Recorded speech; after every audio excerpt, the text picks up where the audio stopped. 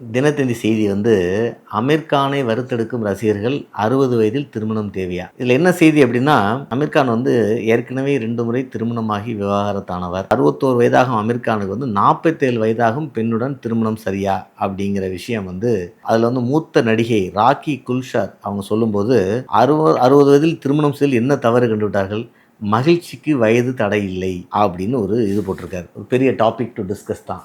அதை 2 விதமாக நம்ம பார்க்குறோம். ஒரிஜினலான ஹிந்து கல்ச்சரில் எத்தனை மனைவிகளும் வச்சுக்கலாம், எத்தனை இது வேணால் வச்சுக்கலாம். நம்ம 1950 ஆக்ட் வரைக்கும் இந்த ரெஸ்ட்ரிக்ஷன்ஸ் இல்லை.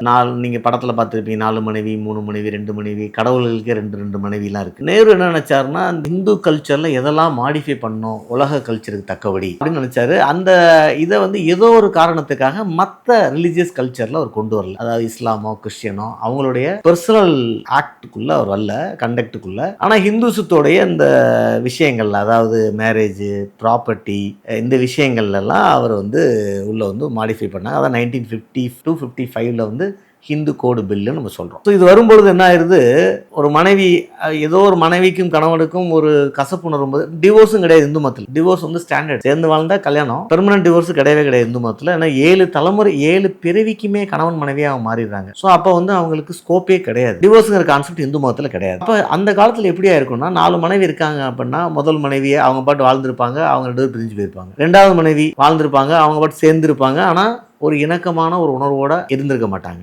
3வது மனைவி வருவாங்க, 4வது மனைவி வருவாங்க. இப்படியான மாற்றங்கள். மனைவிகளுக்குமே 2-3 கணவர்கள், அந்த பாலியாண்ட்ரஸ் சிஸ்டம் நம்ம சில கல்ச்சரில் இருக்குது. ஆனால் மெஜாரிட்டி இதில் கிடையாது. இதுக்கான காரணம் ஆண் பேரில் சொத்தோ அரசு உரிமைகளோ எல்லாம் இருந்தது. நீங்கள் ஆப்பிரிக்காவில் ஒரு ட்ரைப் இருக்காங்க, அங்கே எத்தனை ஆட்டுக்குட்டி இருக்கோ அதில் ஒரு ரேஷியோவில் நீங்கள் கல்யாணம் பண்ணிக்கலாம். அதாவது 100 ஆட்டுக்குட்டி வச்சிருக்காரு, ஒரு ஒய்ஃப் இருக்குன்னா 1000 ஆட்டுக்குட்டி வச்சிருக்காரு, 10 ஒய்ஃப் வச்சுப்பாரு. இந்த மாதிரி ஒரு ரேஷியோவில். இதுக்கு என்ன காரணம்? ஆட்டுக்குட்டியை ஓன் பண்ணுறது இந்த ஆண். ஸோ ஹிந்துவிசம் அதில் பெருசாக தலையிடலை, இதுக்குள்ளே டீப்பாக போகல. ஆனால் எத்தனை மனைவியாக இருந்தாலும் ஈக்குவலாக வைக்கணுங்கிற விஷயத்த மட்டும் இந்து மதத்தில், இந்து கலாச்சாரத்தில் சொல்லிட்டு போயிட்டாங்க. இப்போ அமீர் கான் ஹிந்துவிசம் கிடையாது, அவர் இஸ்லாமில் இருக்கிறவர் தான் ஒரிஜினலாக. அவர் டிவோர்ஸ் பண்ண தேவையில்லை, 4 மனைவி கூட அவர் வச்சுருந்துருக்கலாம். ஏதோ ஒரு காரணத்துக்கு அவர் டிவோர்ஸ் பண்ணுறாரு, 60 வயசில் கல்யாணம் பண்ணுறாரு. இப்போ 2 விஷயம் இந்த டிவோர்ஸ் ஆகிறதுனால தான் இது செய்தி ஆகுது. டிவோர்ஸ் ஆகாமல் ஒரு 4வது மனைவி கட்டுற 5வது மனைவி கட்டுற செய்தி ஆயிருக்காது. ஏன்னா எல்லாரும் எப்படி இருக்க போகிறாங்கன்னு யாருக்கும் தெரியாது. இப்போ இந்த 60 வயசில் கல்யாணம் தேவையா அப்படிங்கிற ஒரு விஷயம் இது எப்படி பார்க்குறோம்னா, இது 2 விதமாக பார்க்கலாம். 20 வயசில் கல்யாணம் தேவையா, 30 வயசில் கல்யாணம் தேவையா, 40 வயசில் கல்யாணம் தேவையா, இப்படியே நம்ம கேள்வி போட்டே போகலாம். கல்யாணமே தேவையா, அது ஒரு கேள்வி இருக்கு. நம்ம கல்யாணமே தேவையில்லை, நான் பாட்டுக்கு இண்டிவிஜுவலாக இருந்து சாமியாராகவும் இருக்க மாட்டாங்க, நான் பேச்சுலராக இருந்துட்டு போகிறேங்க அப்படின்னு. இப்போ நம்ம ஏற்கனவே அதில் ஒரு 2-3 வீடியோ போட்டிருந்தோம். ஆண்களும் பெண்களுமே இருக்கிற சொசைட்டியோட ப்ரெஷரில் ஒரு கமிட்மெண்ட்டுக்குள்ளே மாட்டிக்க வேணாம் அப்படின்னு. இப்போ நம்ம இந்து கலாச்சாரம் என்ன சொல்லியிருக்கு, இந்த அறம் பொருள் இன்பம் வீடுல திருவள்ளுவருமே தூக்கி வச்சு தான் பேசியிருப்பாரு இந்த இல்லறத்தை. அறம் சொல்றது இந்த இல்லறம் தான் பல்கிரம் ஆஃப் சொசைட்டின்னு சொல்லிடுவார். இந்த இல்லறம் இல்லைன்னா வேற எந்த அறமும் இருக்காதுன்றவர். ஏன்னா இந்த இல்லறத்துல இருக்கவன் தான் கமிட்டடா இருப்பான், அவன் தான் சம்பாதிப்பான், ஃபார்மிங் பண்ணுவான், அவன் தான் அரிசி உருவாக்கான், அவன் தான் சமைப்பான், அவன் தான் எல்லாத்துக்கும் சாப்பாடு முடியும். ஏன்னா சாப்பாடு இல்லாமல் யாரும் இருக்க முடியாது, எந்த மனிதனும் இருக்க முடியாது. ஸோ அப்போ ஒரு சேலஞ்ச் வந்துடுது. ஸோ இப்போ இல்லறங்கிற ஒரு மெஜாரிட்டி இல்லைன்னா, எனக்கே ஒரு நாள் யோசிச்சு பாருங்க, திடீர்னு இல்லறத்தில் இல்லாமல் ஒரு 60% 70% மக்கள் தனித்தனியாக வாழ ஆரம்பிச்சிட்டாங்கன்னா, வள்ளுவர் சொல்கிற மாதிரி அங்கே ஒரு குழப்பம் வந்துடும். 2வது, ஒரு கமிட்மெண்ட்டில் இல்லாத போது தப்புகள் பிரச்சனைகள், மிஸ் அண்டர்ஸ்டாண்டிங் எல்லாம் எழுது.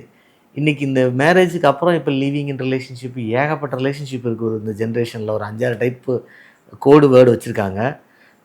பெஸ்டி, லிவிங் இன், ஃப்ரெண்டு, இந்தமாரி பல விதமான வேர்ட்ஸ் இருக்குது.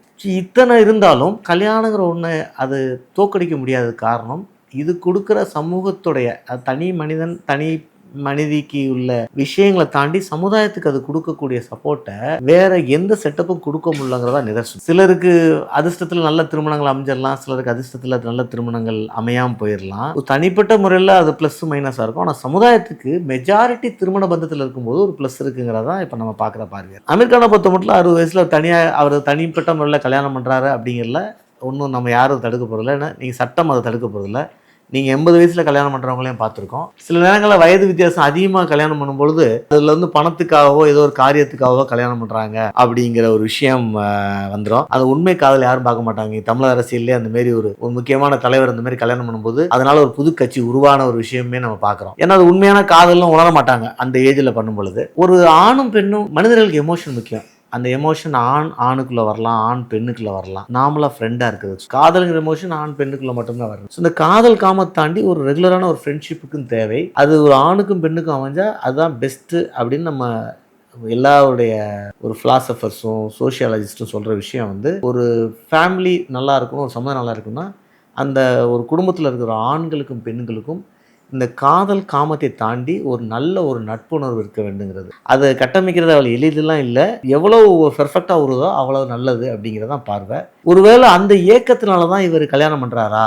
அவர் ஏற்கனவே இருந்த நட்புணர்வு வரல. ஏன்னா இதில் இந்த ஏஜில் செக்ஸுங்கிறது ஒரு பெரிய விஷயமா இருக்காதுன்னு நான் நினைக்கிறேன். அப்படின்னா ஒரு நட்புணர்வு நல்லா அமையலை அப்படின்னு தேடுறாரா அப்படிங்கிறதா எனக்கு முன்னாடி இருக்கிற ஒரு கேள்விக்குறியாக இருக்குது. எது எப்படி இருந்தாலும் திருமண பந்தத்தில் அனைவரும் இருக்கிறது, நிறைய பேர் இருக்கிறது சமுதாயத்துக்கு நல்லது அப்படிங்கிற பார்வையோட அதை ப்ரொமோட் பண்ணுறது ஒரு நல்ல கலாச்சாரத்துக்கு, அதுவும் மெயினாக நம்ம இந்து கலாச்சாரத்துக்கு ரொம்ப முக்கியமானதுங்கிறத, நம்மளுடைய மாடர்ன் இந்து கலாச்சாரத்துக்கு முக்கியமானதுங்கிறத நான் பதிவு செய்கிறேன். நன்றி, வணக்கம்.